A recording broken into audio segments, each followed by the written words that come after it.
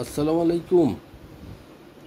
আমরা মানুষ বেঁচে থাকি দুইটা শক্তির বলে। একটা হলো নফস, আর একটা হলো রূহ। এই রূহ সব প্রাণীরই আছে, কিন্তু নফস সব প্রাণীর নাই। শুধুমাত্র মানুষের নফস এবং রূহ আছে। এখন এই যে নফস, এই নফস আবার তিন প্রকার: নফসে লাওয়ামা, নফসে আম্মারা, নফসে মুতমাইন্না। তাহলে হলো কি, যে ওই নফস তিন ধরনের, আর রূহ মানে চারটা থাকলে মানুষ মানুষ মানুষের ভিতরে আছে চারটা।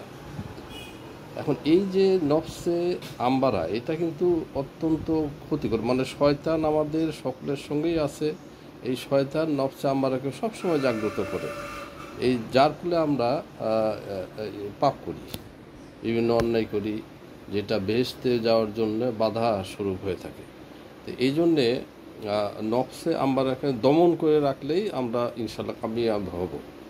আর যে দুটো নফস আছে, নফসে লাওয়ামা, মুতমাইন্না। মুতমাইন্না মানে সবচেয়ে ভালো, আর লাওয়ামা হলো রিগ্রেটিং সোল, যে আমি একটা ভুল কাজ করলাম, এরপরে একটু হলো রেগ্রেশন আসলো, যা এই কাজটা কেন করলাম। তো এই যে আমরা নফস নফস আমাদের দমন করতে হবে, তাহলে আমরা কামিয়াব হতে পারবো। তো এই ব্যাপারে হুজুররা কি বলেন একটু শুনি। নফসে মুতমাইন্নার খাদ্য হলো আল্লাহর ওহী কোরআন, আর নফসে আম্মারার খাদ্য হলো শয়তানের ওহী। এখন যে শয়তানের ওহী যারা নিজের হৃদয়কে পরিবর্তন করেছে, তাকে হেদায়েতে কিভাবে আনা হবে? এটা তো সিস্টেম আছে। এখন ওইভাবে যে করেছে, আল্লাহ তার জন্য ওই বিপদে চলা সহজ করে দিয়েছে, ওইটা তার জন্য আল্লাহ মঞ্জুর করে দিয়েছে। কিন্তু এই কথাটা স্বাভাবিক অর্থ নিলে কিন্তু আপনি অনেক সময় সন্দেহে পড়ে যাবেন যে আল্লাহ যদি করে তাহলে আমাদের আর কি করার আছে। কিন্তু আল্লাহ কিন্তু একটা সিস্টেমের উপরে মানুষকে করেছেন, যাতে আল্লাহ এমনিই করে না। আপনাকে দুইটা জিনিস, ফালহামাহা ফুজুরাহা ও তাকওয়া, এবং এটাকে বলা হয়েছে ফেতরাত, নেচার, প্রকৃতি। মানে এই নিয়মের উপরেই আল্লাহ তাআলা সবকিছু সৃষ্টি করেছেন, ফুজুর এবং তাকওয়া দুটো শক্তি। শুনলাম হুজুরের কথা।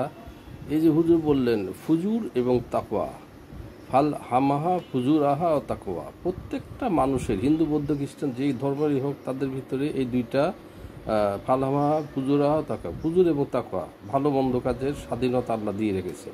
আমি কোনটাকে জাগ্রত করব, বা তারপরেই আমরা বিচারের সম্মুখীন হয়ে সেই ভালো কাজের বদলাতে আমরা বেঁচতে যেতে পারবো।